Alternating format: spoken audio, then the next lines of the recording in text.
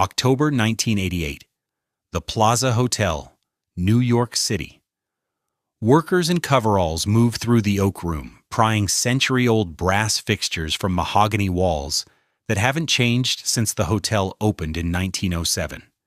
80 years of tradition stripped away in a single afternoon because the new owner wants everything modernized and monetized. The most famous hotel in America isn't being renovated. It's being gutted for cash by a man who borrowed nearly $500 million to buy it. 2 women didn't die here, but something did. The soul of an institution, the culture built by generations of staff and guests, the irreplaceable character that made the Plaza more than just another luxury address.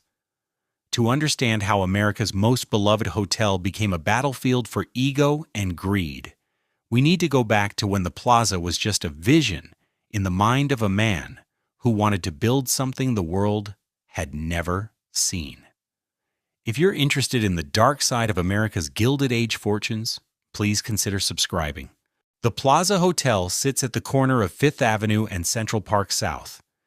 18 stories of French Renaissance limestone facing the most valuable real estate in America. For over a century, this address has meant something specific: wealth, glamour, the unmistakable announcement that you have arrived. Step through those revolving doors, and you enter a world designed to make ordinary life feel distant. The marble floors echo with footsteps of everyone who mattered in American history. The chandeliers cast light that flatters even the most exhausted traveler. This is not just a hotel. This is a stage. The building has appeared in more films than most actors. Alfred Hitchcock shot scenes here for North by Northwest. The Plaza played itself in The Great Gatsby, both versions. Home Alone 2 turned the lobby into a playground for a lost child with a stolen credit card. Crocodile Dundee wandered these halls confused by American luxury. Almost every romantic comedy set in New York eventually finds its way to the Plaza's doors. When filmmakers need shorthand for wealth and sophistication, they point cameras at this facade. The building has become a character in America's story about itself. The numbers tell part of the story. When the current Plaza opened on October 1, 1907, construction had cost $12.5 million. That's roughly $400 million adjusted for inflation. The original design included 800 guest rooms spread across 19 floors. The building contained 500 private bathrooms at a time when most hotels offered shared facilities down the hall. This was revolutionary luxury. Indoor plumbing for every guest, telephones in every room, a pneumatic tube system that whisked messages between floors faster than any bellhop could run. The craftsmanship matched the technology. The lobby required enough marble to cover a city block. Workers installed 1,650 crystal chandeliers throughout the building. The Palm Court featured a stained glass ceiling that transformed afternoon tea into something approaching religious experience. The Oak Room's paneling came from forests that no longer exist. The Oak Bar's murals depicted scenes of old New York that were already vanishing when the paint dried. Every detail announced permanence. This building was constructed to outlast the people who built it, but statistics miss what made the Plaza matter. This wasn't just an expensive hotel. It was the place where American wealth performed for itself and the world. The guest registers read like a history of the 20th century written in signatures. Mark Twain stayed here in the Plaza's early years. He held court in the lobby, dispensing wit to anyone who approached. F. Scott Fitzgerald checked in repeatedly during the 1920s. He was eventually banned for swimming drunk in the Pulitzer Fountain outside. The incident became legend. Fitzgerald didn't seem to mind. The Plaza appeared in his fiction as a symbol of everything glamorous and doomed about the American dream. The Beatles occupied an entire floor in February 1964. Fans surrounded the building for days. Police struggled to maintain order. The band held press conferences in suites that had hosted royalty. Frank Lloyd Wright lived at the Plaza for years, while designing the Guggenheim Museum. He complained constantly about the room rates while refusing to leave. Truman Capote hosted his legendary black and white ball in the Grand Ballroom in 1966. The guest list included everyone from Frank Sinatra to the Kansas couple who had inspired In Cold Blood. The party cost a fortune and achieved exactly what Capote intended. It announced that the Plaza remained the center of American social life. Every president from Theodore Roosevelt onward walked through those doors at some point. Foreign heads of state considered the Plaza the only acceptable address in New York. The hotel hosted treaty negotiations, secret meetings, and diplomatic receptions that shaped world events. Decisions made in these suites affected millions of people who would never see the inside of the building. Power concentrated here because powerful people expected to find each other here. The Plaza also housed permanent residents. This distinguished it from ordinary hotels. Wealthy widows moved in after their husbands died, preferring hotel service to maintaining vast apartments alone.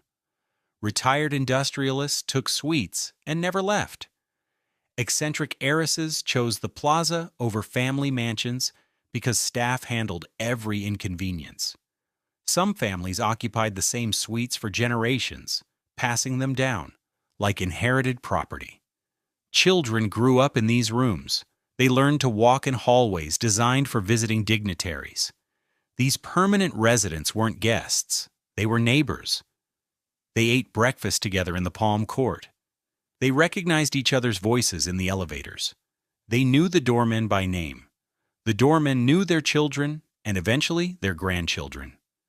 This created something rare in New York City, a community built on continuity rather than transaction.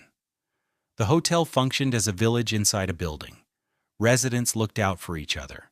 Staff became extended family. The longest-serving employees had watched generations grow up within these walls. Kay Thompson understood this when she created Eloise. The children's book about a girl who lives at the Plaza captured something true. The hotel really did contain a secret world. Behind the public grandeur existed a private community with its own rules and rhythms. Eloise ran through halls that real children had run through for decades. She ordered room service because real residents ordered room service daily. The book became beloved because it revealed what permanent guests already knew. Living at the Plaza meant belonging to something.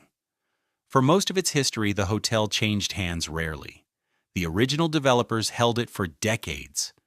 When ownership did transfer, buyers understood they were purchasing an institution, not just real estate, not just a famous name.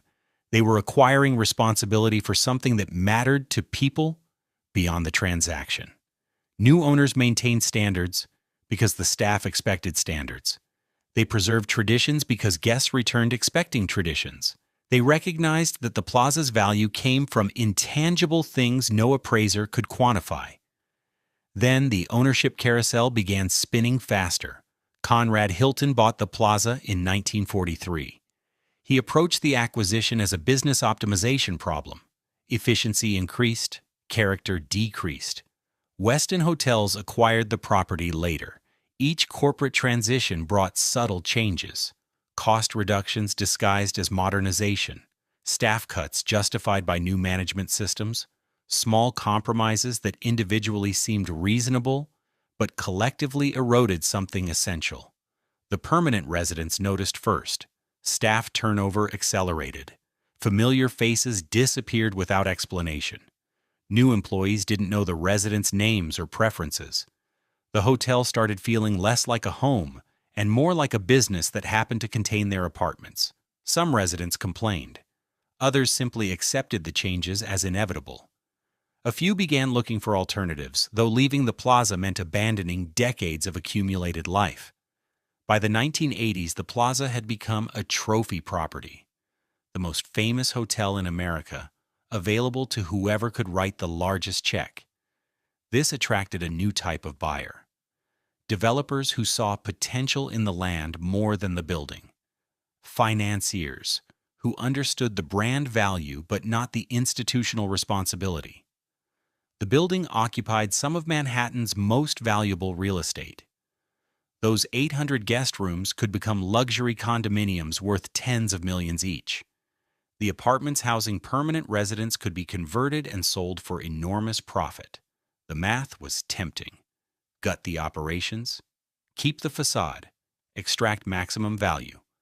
In 1986, the Plaza received crucial protection.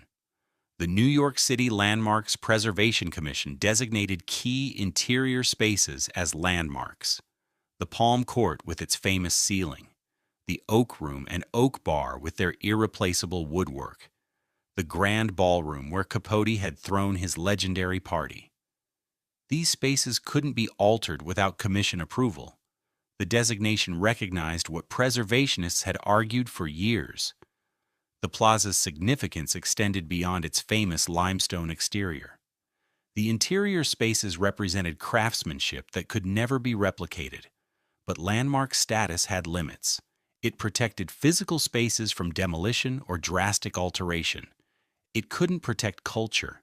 It couldn't prevent new owners from firing longtime staff.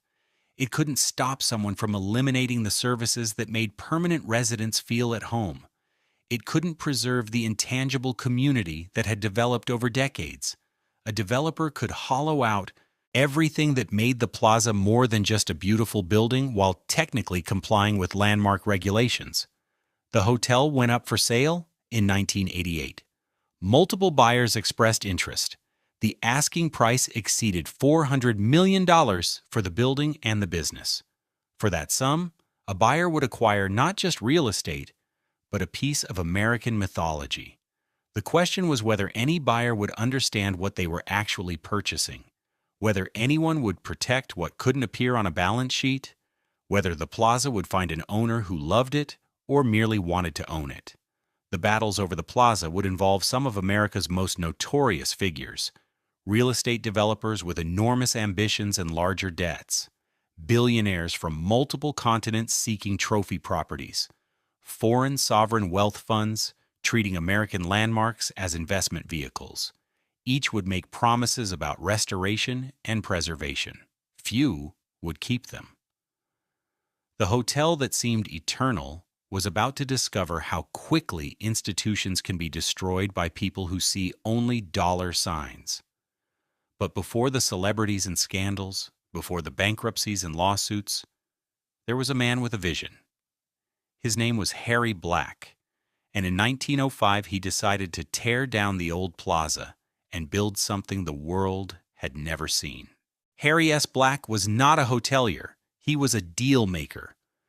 Born in 1863 in Ontario, Canada, he came to America as a young man seeking opportunity. He found it in construction, not in laying bricks, but in financing buildings. By the 1890s, Black had risen to lead the George A. Fuller Company, one of America's largest construction firms. Fuller built skyscrapers. They pioneered techniques that made tall buildings possible. Black understood that the real money wasn't in construction itself. The real money was in controlling the land beneath the buildings. In 1901, Black engineered a merger that created U.S. Realty and Construction Company.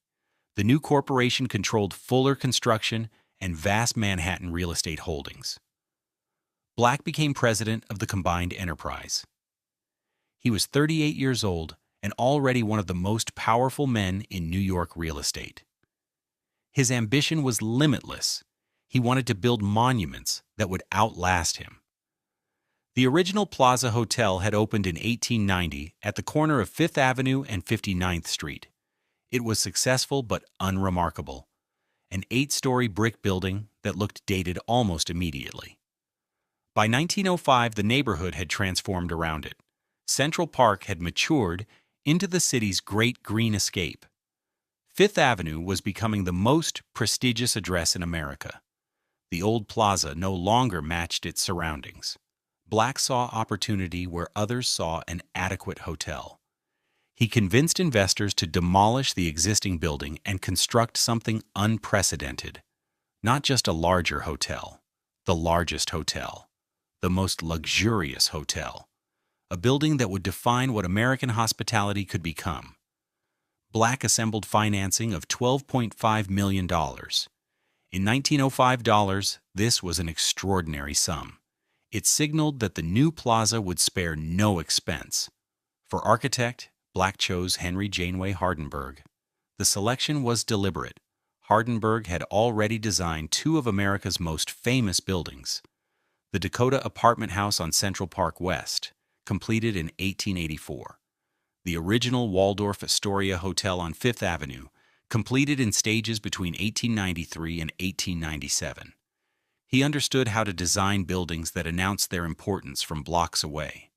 He knew how to create spaces that made wealthy people feel appropriately celebrated. Hardenberg proposed a French Renaissance chateau design. 19 stories of limestone and brick rising above the corner of Fifth Avenue and Central Park South. The style referenced European aristocracy without copying it directly. This was American wealth creating its own traditions. The building would feature a distinctive green copper roof, visible from throughout the southern end of Central Park. Twin towers would frame the main facade. The entrance would open onto a grand lobby designed to humble visitors with its scale. Construction began in 1905 and proceeded rapidly. The site posed challenges. Building on a corner lot meant coordinating two street frontages. The desired height required innovative structural engineering. Workers drove foundation pilings deep into Manhattan bedrock. The steel skeleton rose floor by floor through 1906. By early 1907, the exterior was largely complete. Interior finishing consumed the remaining months. The craftsmanship inside matched the ambition outside. Hardenberg specified materials from around the world. Italian marble for the floors and columns, crystal from Europe for the chandeliers, rare woods for the paneling in public rooms. The Palm Court received special attention. This space would serve afternoon tea beneath a vaulted ceiling of stained glass. The light filtering through that glass would become famous. Photographers would seek it for decades. The Oak Room and Oak Bar occupied prominent ground floor locations.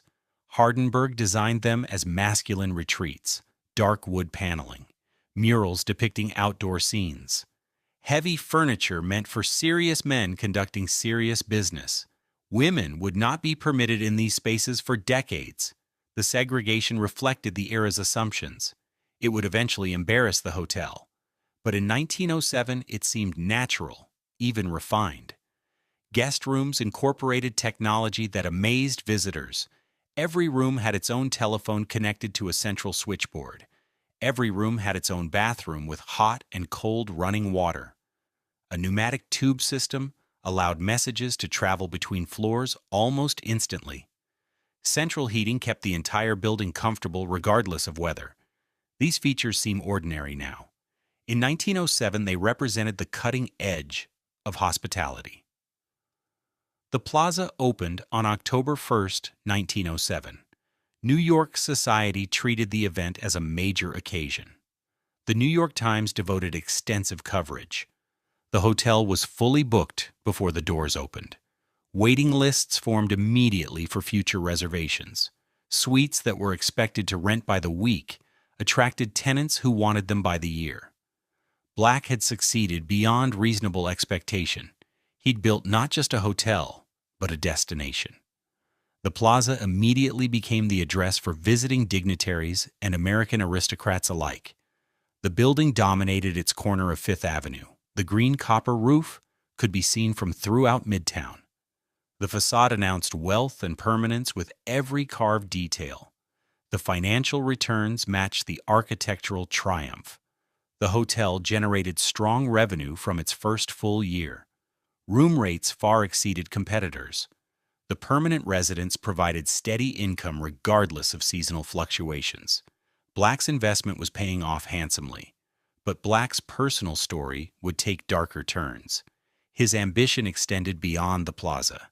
He continued expanding U.S. Realty's holdings through the 1910s and 1920s. When the stock market crashed in 1929, Black's empire collapsed with it. Properties that had seemed valuable became worthless. Debts that had seemed manageable became crushing. On July 19, 1930, Harry Black died by suicide in his Long Island home. He was 67 years old. The man who built the plaza never recovered from losing his fortune. The pattern would repeat. Builders who created monuments often didn't live to enjoy them. The plaza would outlast Harry Black and every subsequent owner. The chandeliers would keep burning while empires rose and fell around them. The building didn't care who held the deed. It just survived. Hardenberg lived longer than Black, but saw his reputation fade. Architectural tastes shifted after World War I. The ornate styles he'd mastered fell out of fashion. Modernism demanded simplicity. Hardenberg's elaborate facades seemed old-fashioned to younger architects. He died in 1918, just 11 years after the plaza opened. His obituaries praised the building he designed. They called it his masterpiece. The assessment has held for over a century. The plaza that Black and Hardenberg created in 1907 was designed to impress. It succeeded. But a hotel is not a house. It doesn't belong to one family generation after generation. It belongs to everyone who walks through its doors. It belongs to the guests who sleep in its beds and the staff who change those sheets. And ultimately, it belongs to whoever holds the deed. The story of who stayed at the plaza is inseparable from the story of who owned it. Each owner left marks. Some preserved what they inherited. Others extracted what they could and moved on. The building absorbed every change and kept standing. It would need that resilience. The century ahead would test it repeatedly. Walking into the plaza in 1920 was like entering a small European kingdom transplanted to Manhattan. The lobby announced importance before you spoke to anyone. Marble columns rose toward distant ceilings. Crystal chandeliers scattered light across floors polished to mirror shine. Bellhops in immaculate uniforms moved with military precision. The message was clear. You had arrived somewhere that mattered. The staff operated according to unwritten hierarchies. The concierge knew everything about everyone. He tracked preferences, allergies, and affairs with equal discretion. Head waiters commanded their dining rooms like generals. They remembered which guests preferred which tables. They knew who tipped generously and who didn't. This knowledge translated into service, calibrated to the guest's precise social position. Doormen stood outside through every season. Summer heat and winter blizzards treated identically. They recognized residents by footstep before faces came into view.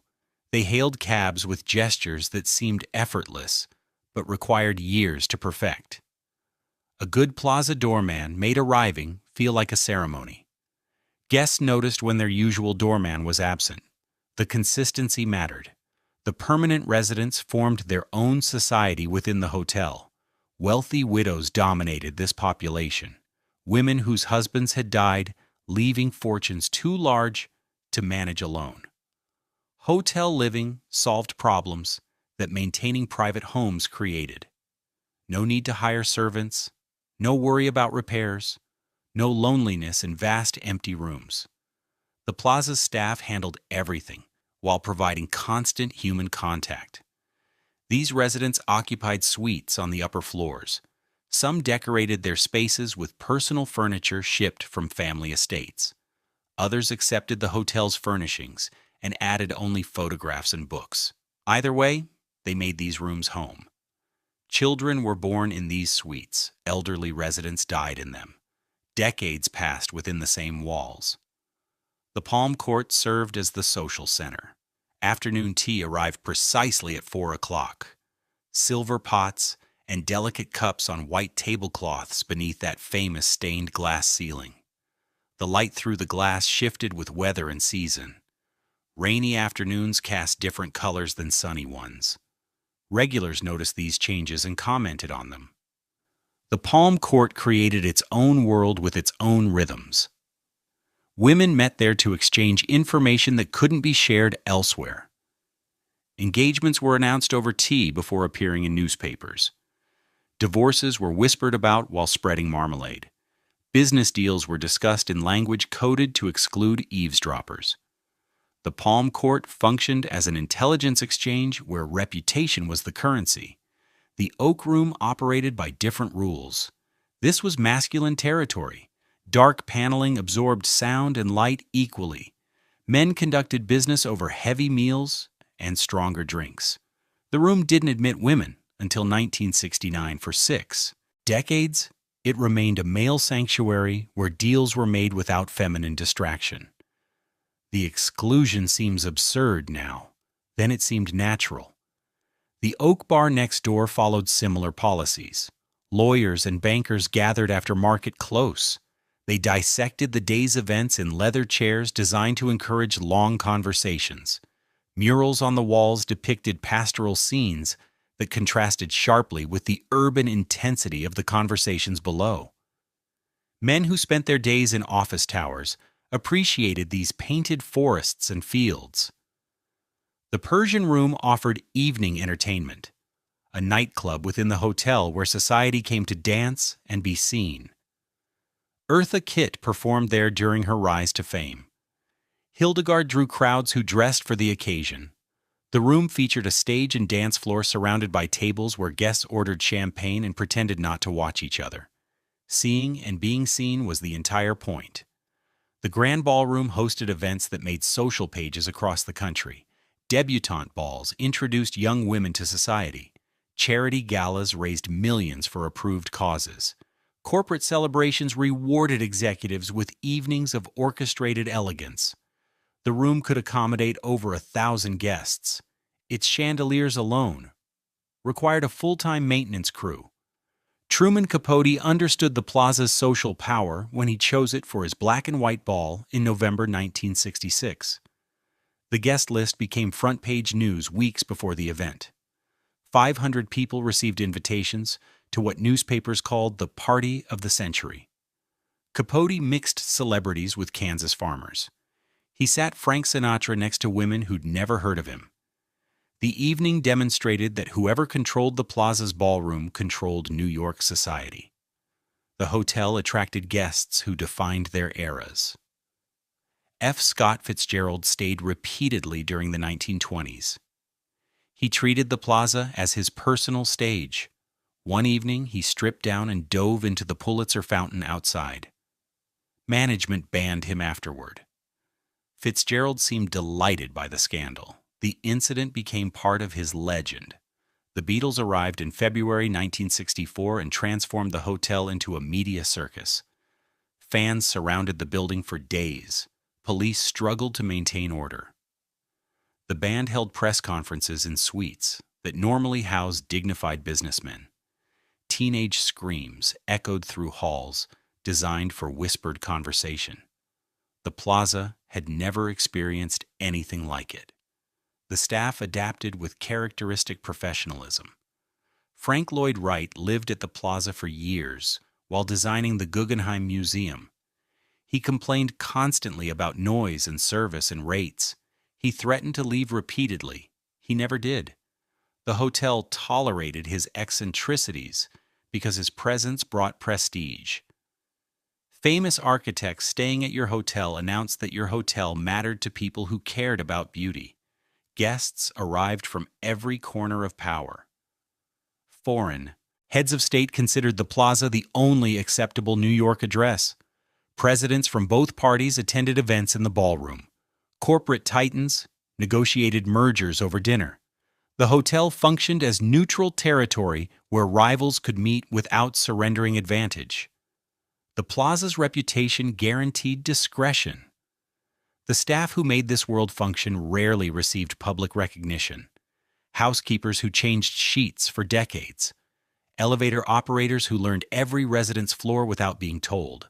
Kitchen workers who prepared thousands of meals to exacting standards. These employees passed skills to younger workers in informal apprenticeships, the knowledge accumulated across generations.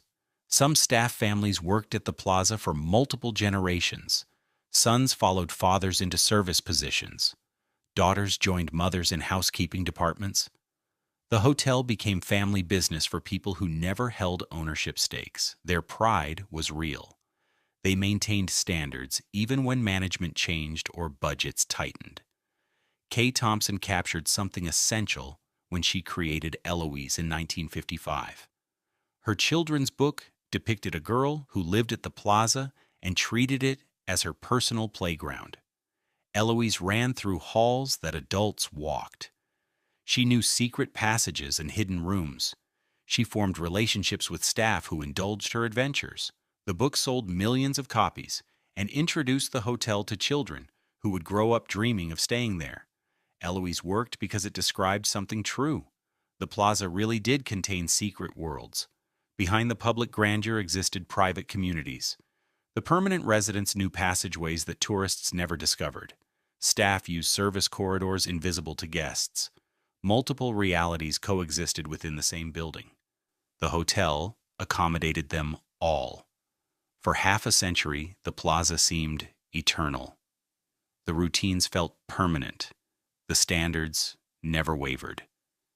Guests returned year after year and found the same doormen greeting them. The same waiters remembered their preferences. The same light filtered through the palm court ceiling.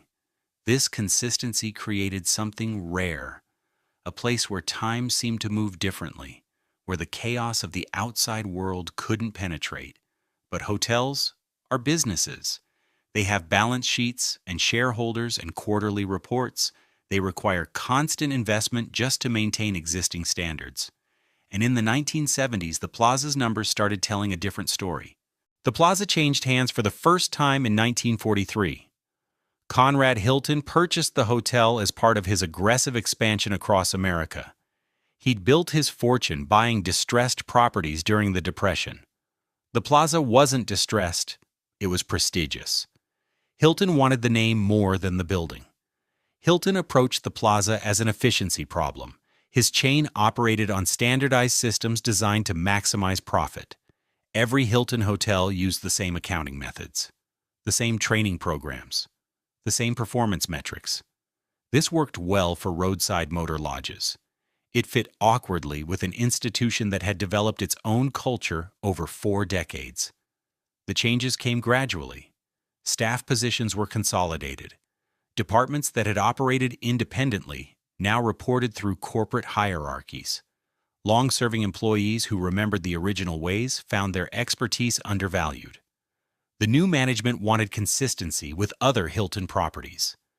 The Plaza's distinctiveness was a problem to be solved. Some traditions survived. The Palm Court still served afternoon tea. The Oak Room still excluded women. The permanent residents still occupied their suites. But the texture changed. Small economies accumulated. Slightly cheaper supplies. Slightly less elaborate service. Slightly fewer staff members covering slightly more responsibilities. Each individual compromise seemed minor. Together, they shifted something fundamental. Hilton sold the Plaza in 1953 to a real estate investor named A.M. Sonnabend. The price was $15 million. Sonnabend understood hotels, but approached them as properties rather than institutions.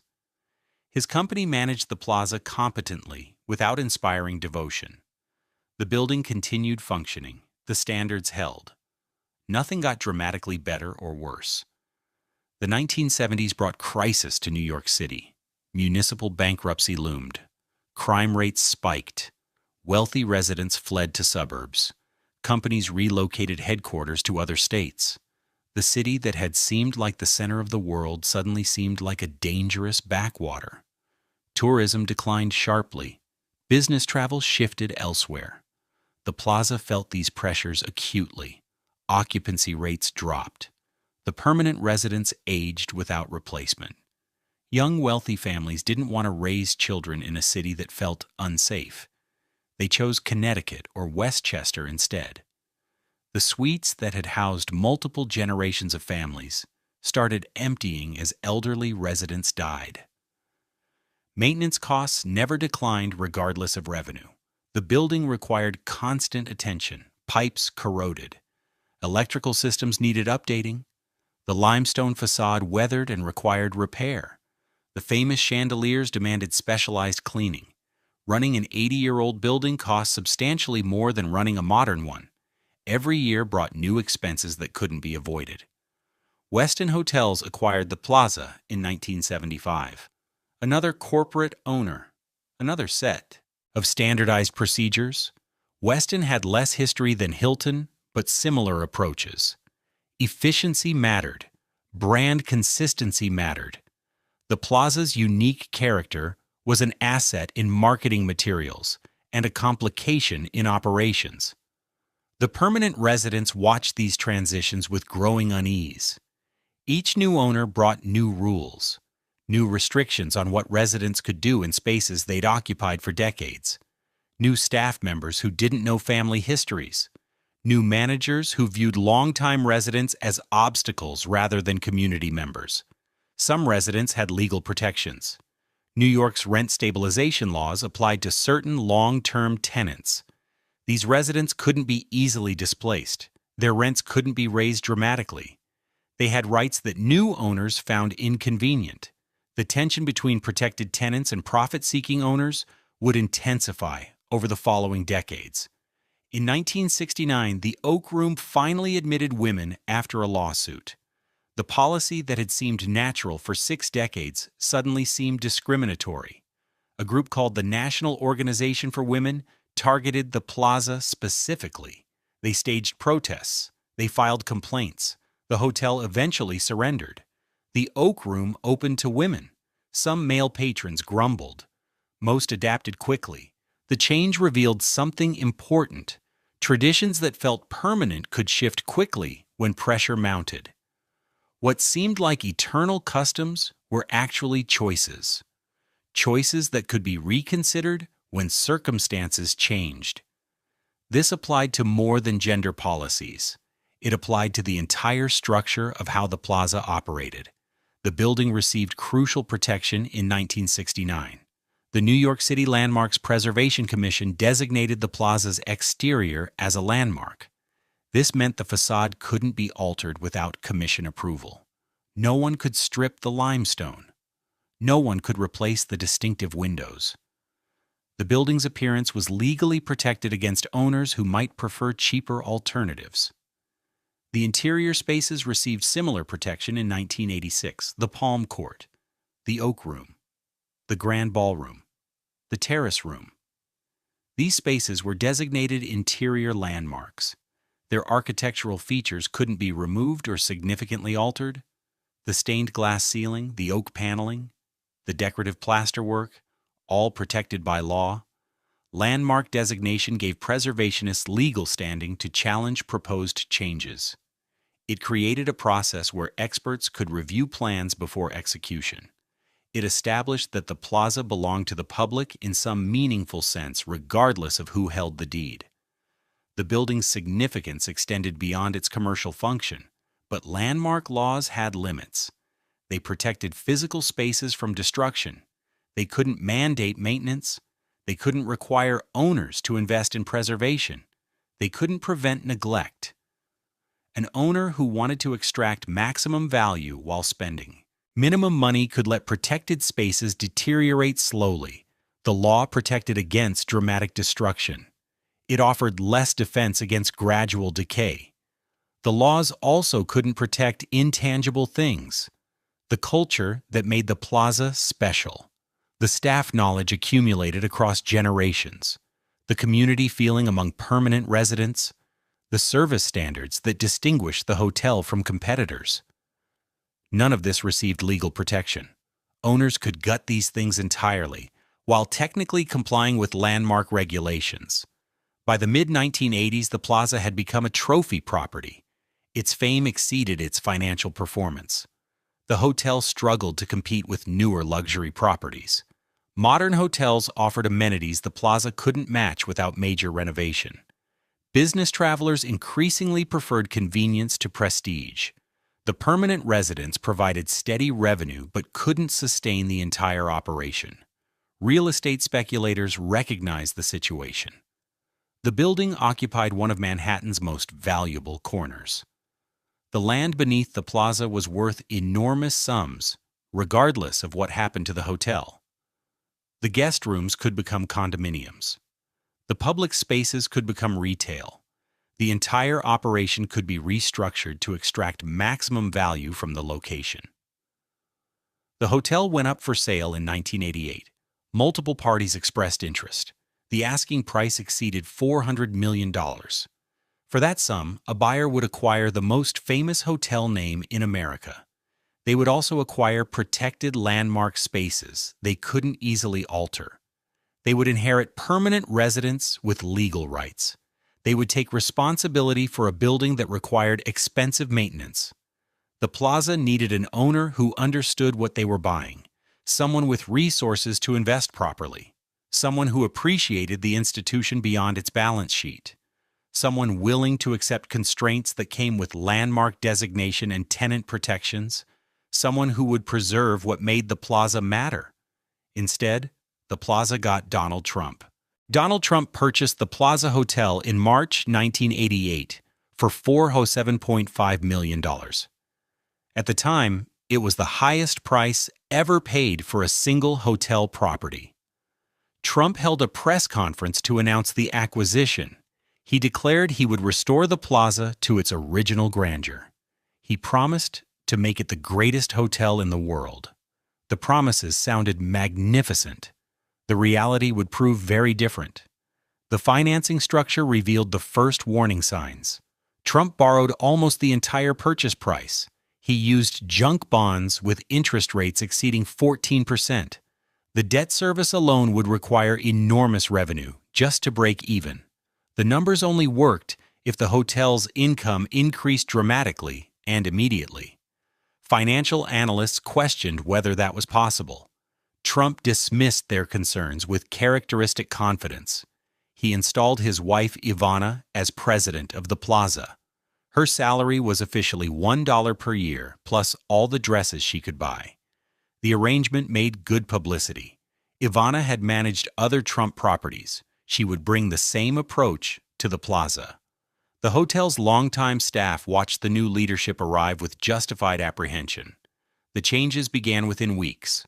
Trump ordered immediate cost reductions. He viewed the plaza's staffing levels as excessive. Positions were eliminated. Departments were consolidated. Employees who had worked at the hotel for decades received termination notices. The institutional knowledge they carried walked out the door with them. The service reductions followed quickly. Amenities that guests expected disappeared or diminished. The famous attention to detail that distinguished the plaza from competitors became harder to maintain with fewer staff covering more responsibilities. Long-term guests noticed immediately. First-time visitors had nothing to compare against. They saw luxury. Regulars saw decline. Trump announced plans to convert portions of the hotel into condominiums. The guest rooms on upper floors would become private apartments. Each unit would sell for millions. The conversions would generate enormous one-time revenue. They would also permanently reduce the hotel's room inventory. The plaza would become smaller as a hotel while Trump extracted capital. The permanent residents recognized the threat immediately. If hotel rooms became condominiums, their apartments might be next. Their rent-controlled leases protected them from eviction, but constant pressure could make life unbearable. New owners often made existing tenants uncomfortable until they left voluntarily. The residents organized to protect their rights.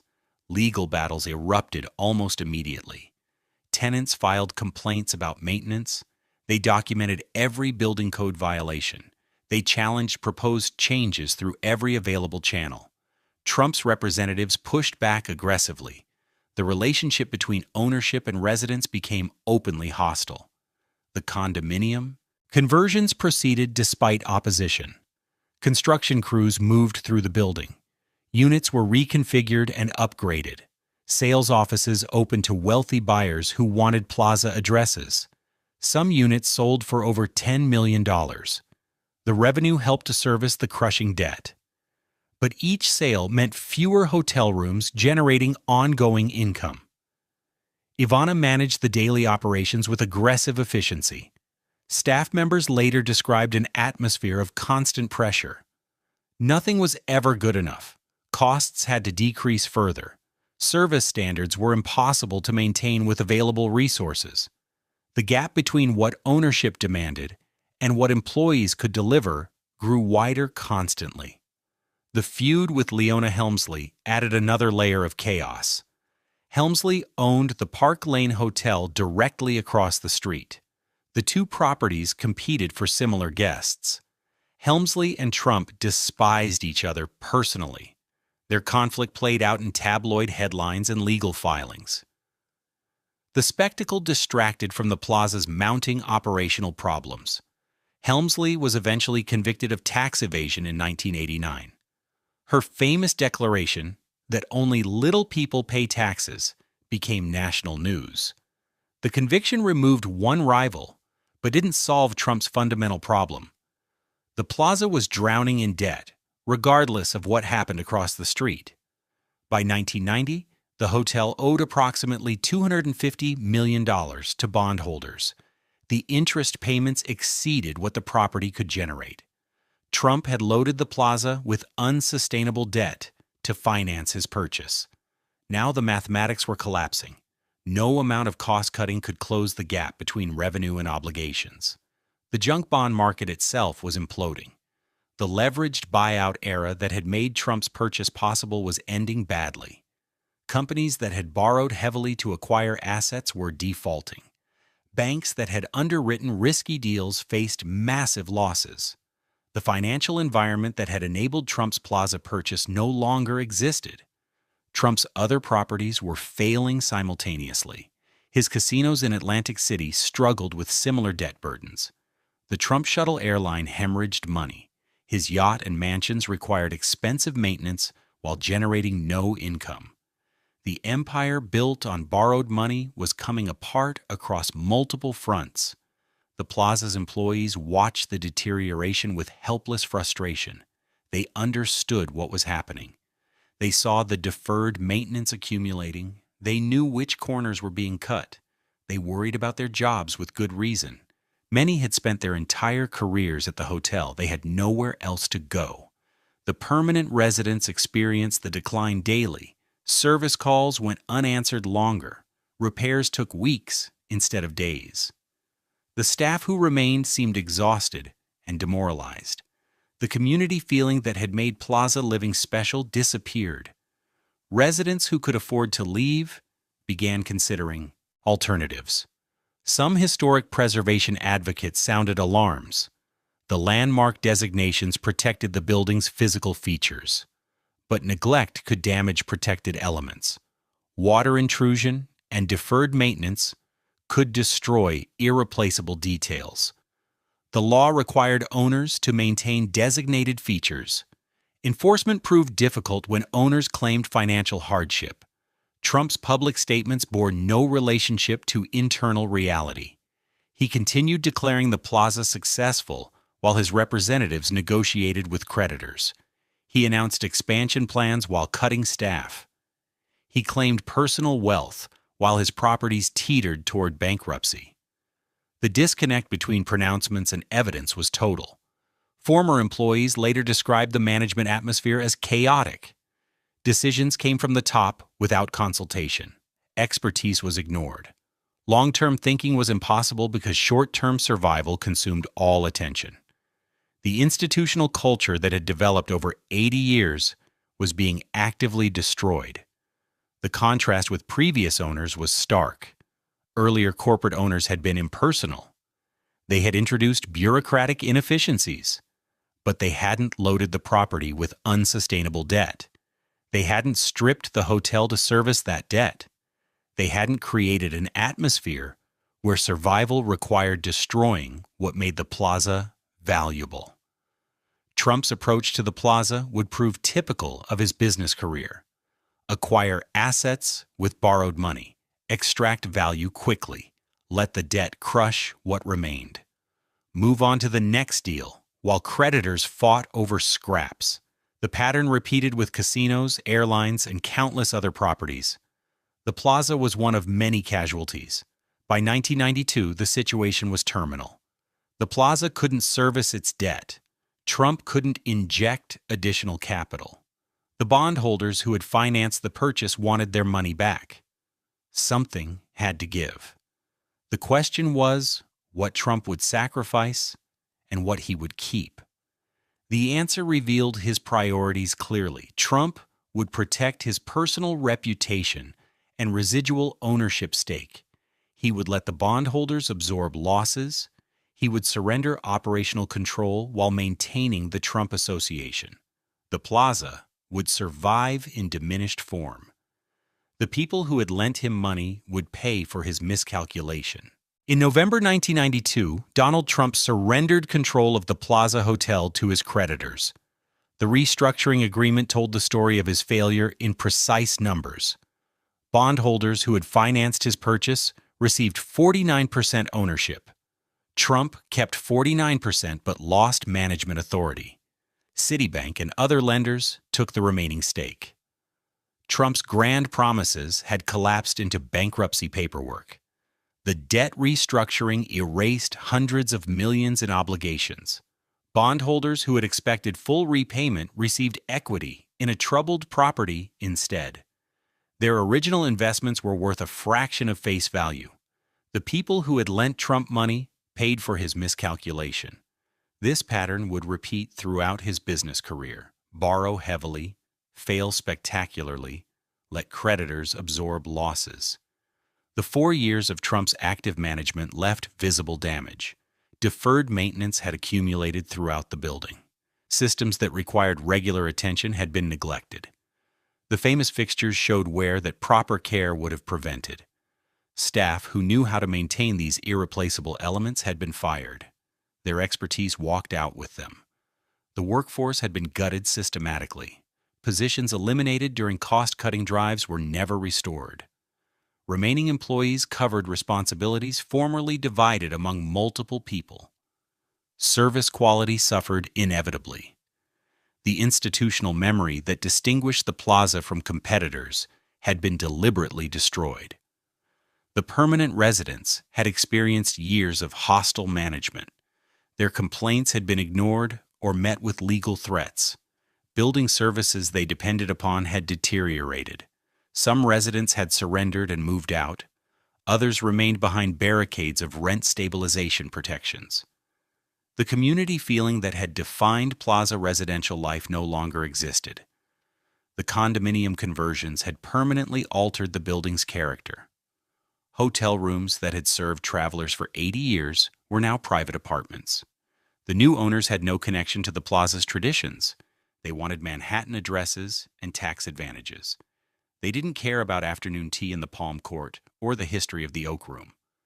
The conversion reduced the hotel's room inventory dramatically. 800 rooms became fewer than 500.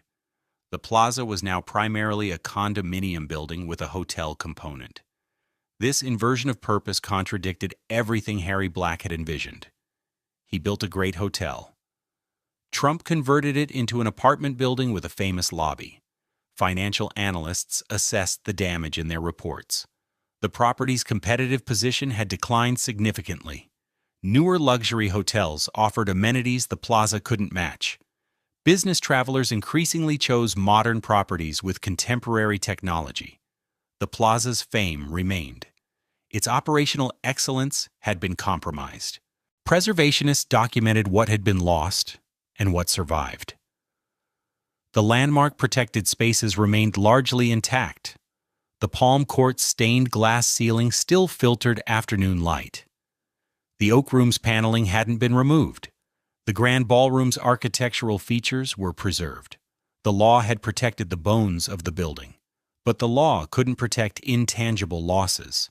The service culture built across generations.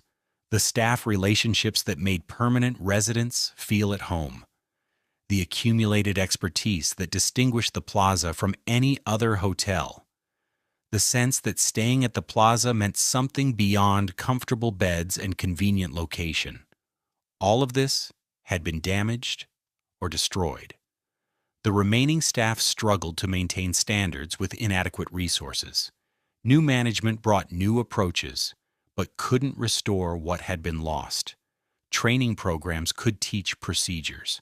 They couldn't transfer institutional wisdom that develops only through decades of practice.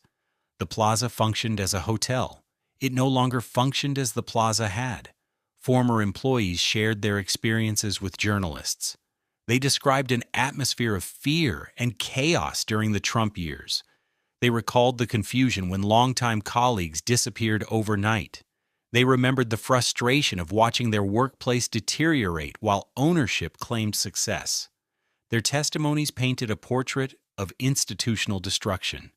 The permanent residents who remained told similar stories.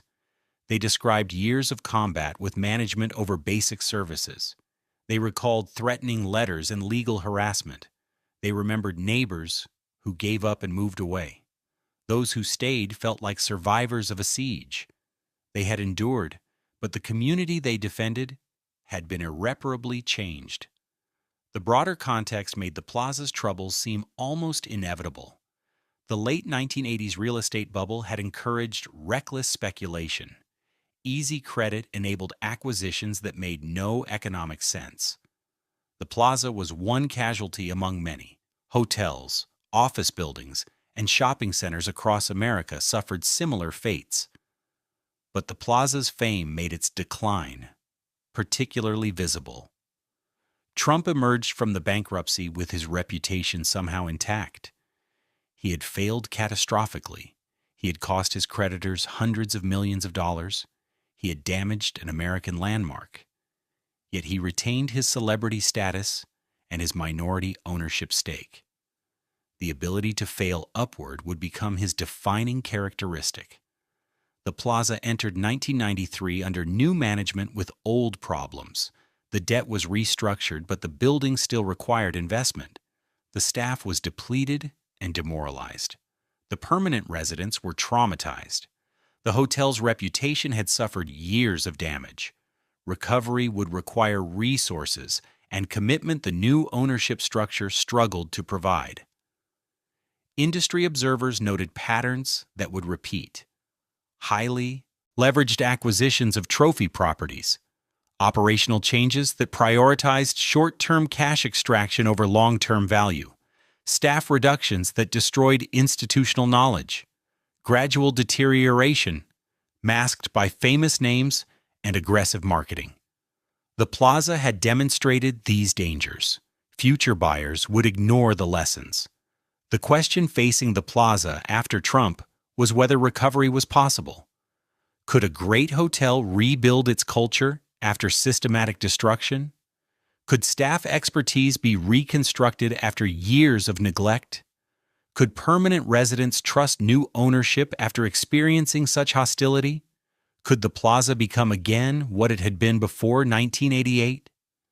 The building still stood magnificent at Fifth Avenue and Central Park South. The chandeliers still sparkled. Tourists still photographed the facade. The famous address still attracted guests willing to pay premium rates. But something essential had been extracted during the Trump years. Whether it could ever be restored remained an open question. The ownership carousel would continue spinning. New buyers would emerge with new promises. Each would claim to understand the Plaza's significance. Each would vow to preserve its heritage while achieving financial returns. The hotel would change hands repeatedly over the coming decades. It would survive. But survival and flourishing are different things. After Trump, the Plaza entered an era of revolving ownership. Each new buyer arrived with promises about restoration and preservation. Each eventually sold to the next buyer. The hotel became an asset to be traded rather than an institution to be stewarded. The carousel spun faster with each rotation. CDL Hotels of Singapore acquired controlling interest in 1995. The purchase price was approximately $325 million. CDL was a subsidiary of Hong Leong Holdings, one of Singapore's largest property developers. They brought international capital and professional hotel management. The acquisition signaled that the Plaza had become a global trophy property. CDL invested in restoration work. They addressed some deferred maintenance from the Trump years. They upgraded systems that had been neglected.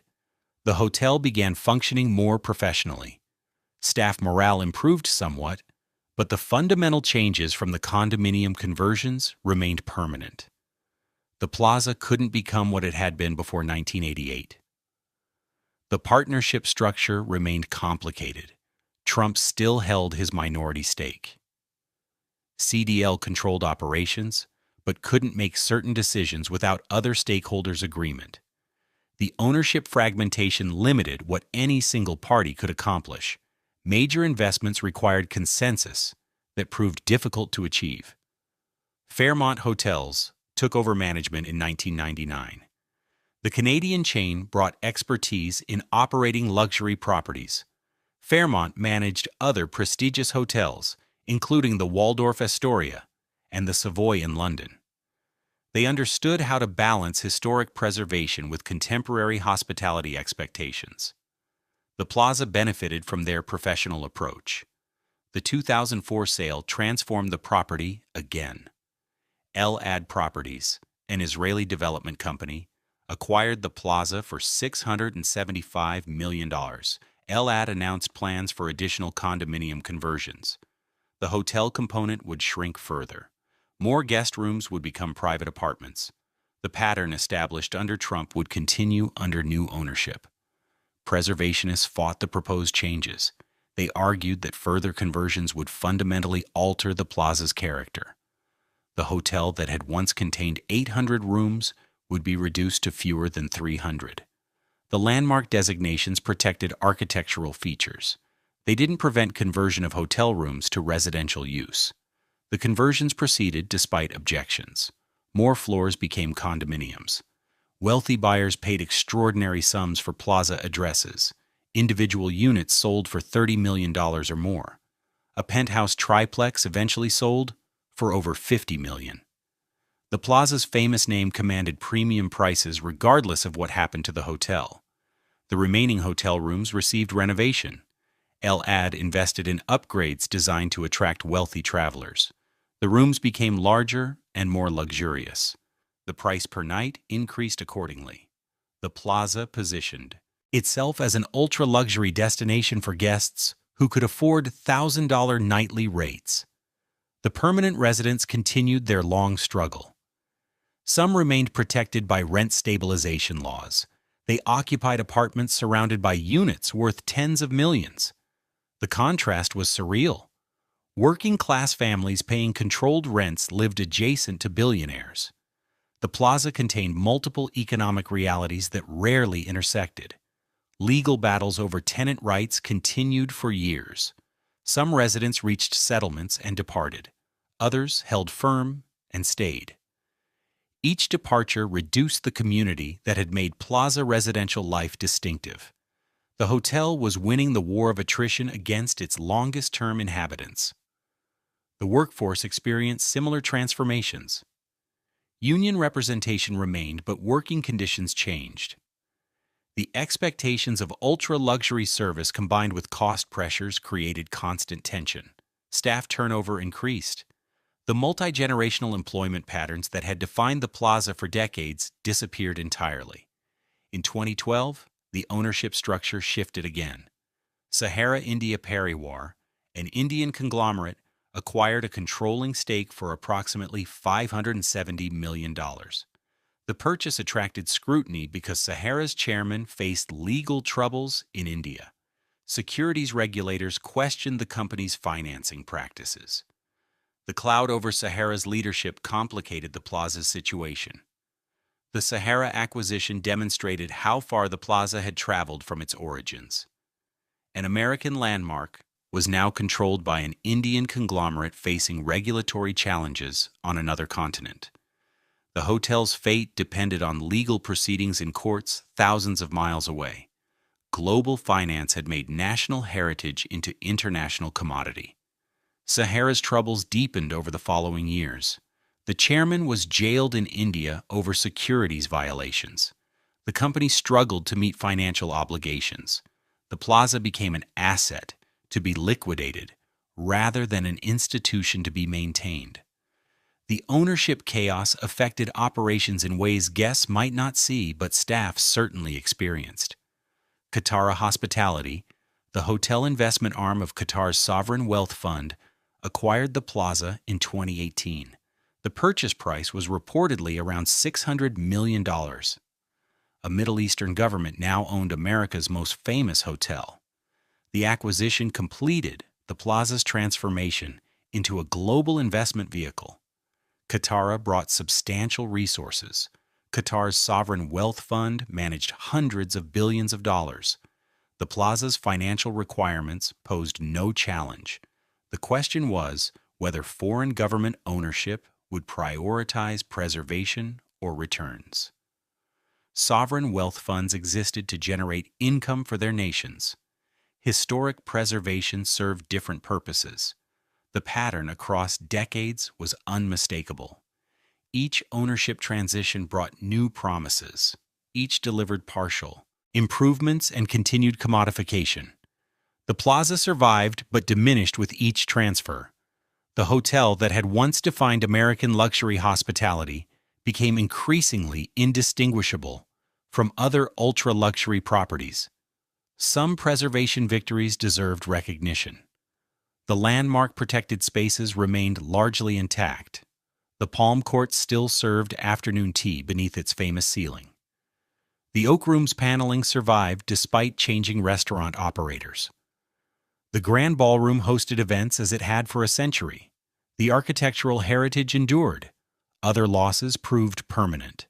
The room count dropped from 800 to approximately 280. The permanent residential community essentially disappeared. The service culture that had developed across generations was gone. The staff knowledge accumulated since 1907 had been dissipated through repeated management changes. The preservation battles illustrated the limits of landmark law. Physical features could be protected through designation. Economic pressures could be regulated through zoning and tenant protections.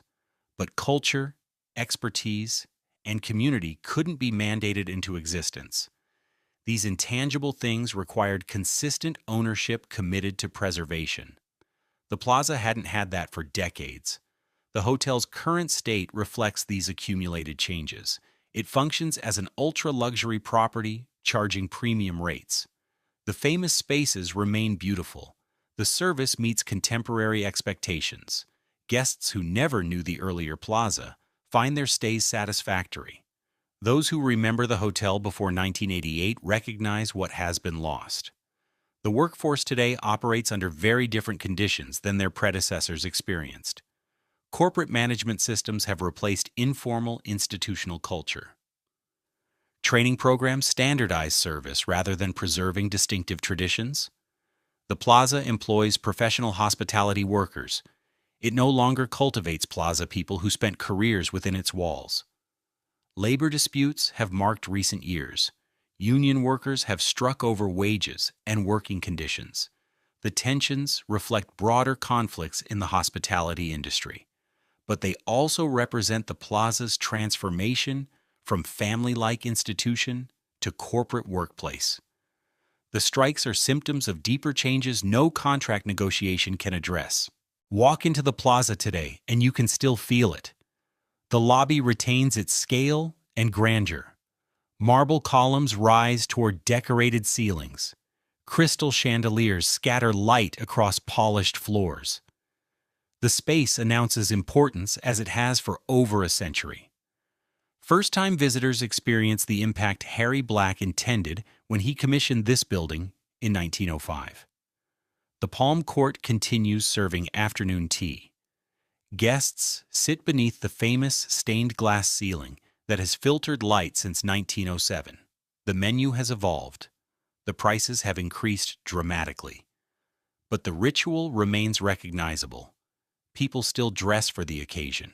They still photograph themselves in this setting. The space functions as designed even if the surrounding context has transformed completely. The Oak Room has changed operators multiple times. Various restaurateurs have attempted to make the space profitable. The paneling remains. The architectural character survives. But the room no longer functions as the masculine sanctuary where deals were made for decades. It serves different purposes now. The continuity is physical, rather than cultural. The guest experience meets contemporary luxury standards. The reduced room count allows for larger accommodations. Modern amenities have been installed throughout. The technology works. The service is professional. Guests who judge hotels by contemporary measures find the Plaza satisfactory. Those seeking connection to history find something more complicated. The permanent residential community has essentially vanished. A handful of rent-stabilized tenants remain in apartments surrounded by multi-million-dollar condominiums. The neighbors they knew for decades have died or departed. The staff who recognized them have been replaced repeatedly. They live in a building that contains their homes, but no longer feels like their community. The condominiums that replaced hotel rooms house a different population entirely. Billionaires from around the world own units as investments or occasional residences. Some apartments sit empty for most of the year. The owners appear briefly, then vanish to other properties. They have no connection to Plaza history. They bought addresses, not membership in a community. Harry Black would recognize the building he created. The facade remains largely unchanged. The landmark protections preserved architectural features he specified. The green copper roof still marks the corner of Fifth Avenue and Central Park South. The physical monument survived everything that followed his death. But Black might not recognize what the building has become. He built a great hotel. He created a destination where American society gathered and performed. The Plaza he envisioned was alive with activity. Guests and residents and staff formed communities within its walls. That living institution has been hollowed out. The beautiful shell remains. Black's personal fate offers another irony. He built monuments across America. The Fuller Company constructed skyscrapers that transformed city skylines. His U.S. Realty Company controlled vast real estate holdings. He achieved extraordinary success by any measure. Then the crash of 1929 destroyed him. On July 19, 1930, Harry Black took his own life. He was 67 years old. The man who built the Plaza died broken and bankrupt. The pattern connects builders and their creations throughout this story. Chester Congdon built Glensheen as a family monument. His descendants destroyed each other fighting over its inheritance. Harry Black built the Plaza as a hospitality monument. Subsequent owners extracted value until the institution was gutted. Builders create. Inheritors and successors consume. The buildings outlast everyone. The Plaza's story illuminates questions about American heritage. Who owns a landmark? What obligations come with that ownership? Can private property serve public purposes? The legal framework provides partial answers. Landmark designation protects physical features. Zoning regulates certain uses. Tenant protections defend some residents. But the law cannot mandate stewardship. It cannot require owners to love what they possess. The contrast between preservation success and institutional failure deserves recognition. The Palm Court ceiling survives. The Oak Room's paneling endures. The Grand Ballroom hosts events as it has for generations. These physical achievements matter. They represent victories won through decades of advocacy. Preservationists who fought for landmark designation accomplished something real. But physical preservation without cultural preservation produces museums rather than living institutions. The Plaza's protected spaces are beautiful. They are also increasingly disconnected from the building's original purpose. Tourists photograph the Palm Court without understanding what afternoon tea once meant. They admire the Oak Room without knowing the history those walls witnessed. The spaces survive as aesthetic experiences rather than social ones. The Plaza competes today against newer luxury hotels. Properties built in recent decades offer amenities impossible to retrofit into a 1907 structure. Contemporary travelers have different expectations. They want technology and convenience alongside beauty. The Plaza provides these things imperfectly. Its age is simultaneously an asset and a limitation. The hotel appears regularly in films and television. Production companies pay substantial fees to use the famous setting. The Plaza plays itself in romantic comedies and prestige dramas. Each appearance reinforces the brand even as the reality behind the brand continues changing. The image has become more durable than the institution. The broader question extends beyond the Plaza. American cities contain thousands of landmark buildings. Many face similar pressures. The tension between heritage preservation and economic development recurs everywhere. The Plaza's story illustrates one outcome, among many possible ones. The building survived, the institution didn't. Future ownership changes seem inevitable. The Plaza will trade hands again. New buyers will make promises. Some will invest significantly.